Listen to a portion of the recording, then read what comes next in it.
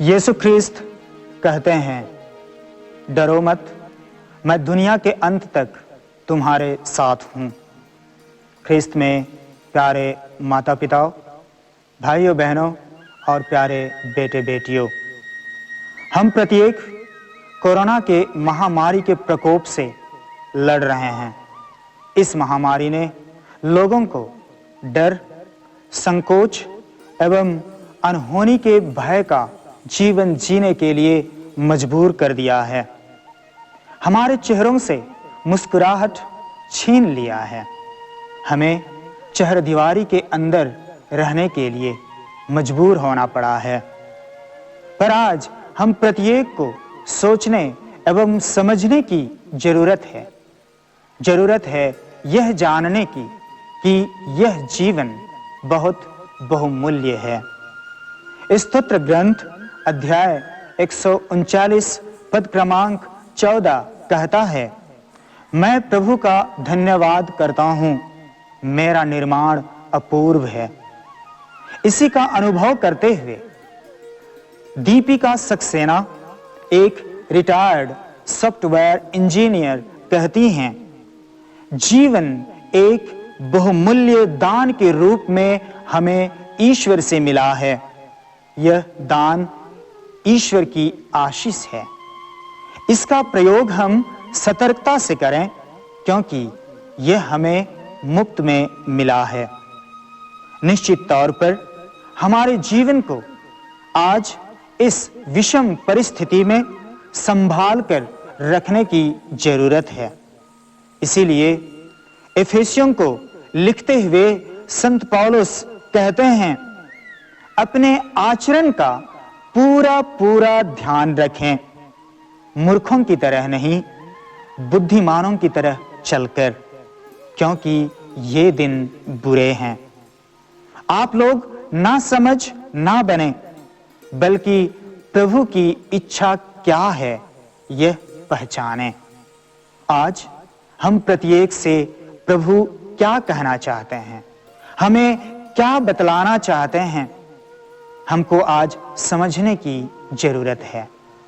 और इसलिए आज प्रभु हमसे यही चाहते हैं कि हम प्रार्थना करते रहें, विश्वास में दृढ़ बने रहें।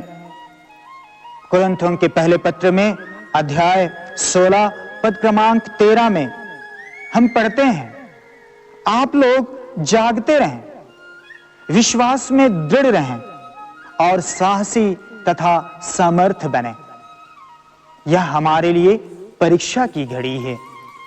हमें जागते रहने की आवश्यकता है, प्रार्थना करने की आवश्यकता है, विश्वास के पथ पर दृढ़ता पूर्वक बढ़ते रहने की आवश्यकता है। इसलिए आइए हम साहसी बने, हम सामर्थ बने।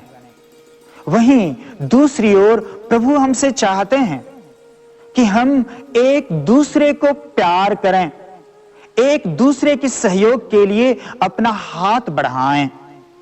संत पौलुस पुनः हमसे कुरिन्थियों के पहले पत्र में अध्याय 16 पद क्रमांक 14 में कहते हैं, आप जो कुछ करें भातृ प्रेम से प्रेरित होकर करें। हम याद रखें, प्यार लोगों में जीवन भरता है। और इसलिए यही एक समय है जब जरूरत है कि हम बेवजह ही अपनों को फोन करें, अपनों से हम बातें करें, अपनों को हम एहसास दिलाएं कि हम उन्हें प्यार करते हैं, हम उन्हें चाहते हैं, उनकी हमें आज जरूरत है। और यही एहसास लोगों में जीने के लिए उत्साह भरेगा। वहीं तीसरी ओर प्रभु हमसे आज चाहते हैं कि हम सभी नियमों का, सभी निर्देशों का पालन करें। संत योहन के सुसमाचार अध्याय 14 पद क्रमांक 15 में यीशु ख्रीस्त स्पष्ट कहते हैं, अगर तुम मुझे प्यार करते हो तो तुम मेरे आज्ञाओं का पालन करोगे। आज हम प्रशासनिक अधिकारियों एवं सभी धर्माधिकारियों के निर्देशों उनका अक्षर सा पालन करें। उनके निर्देशों में हम ईश्वर की इच्छा को तलाशने का प्रयास करें, क्योंकि निर्देशों के पालन में ही, नियमों के पालन में ही हमारा हित है, हमारा जीवन है।